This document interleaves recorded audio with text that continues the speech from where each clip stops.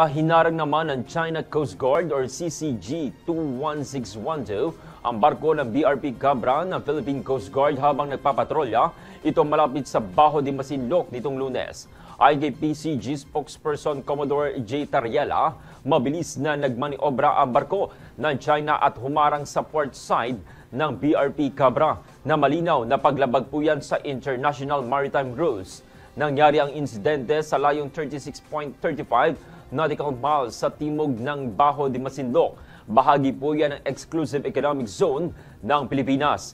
Nagkaroon din ng palitan ng radio challenge sa pagitan ng dalawang barko.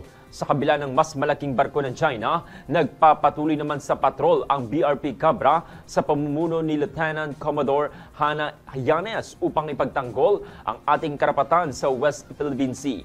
Giit naman ni PCG Admiral Ronnie Gilgavan, pinatatag ng international law ang paninindigan ng Pilipinas laban sa iligal na presensya ng CCG sa ating EEZ.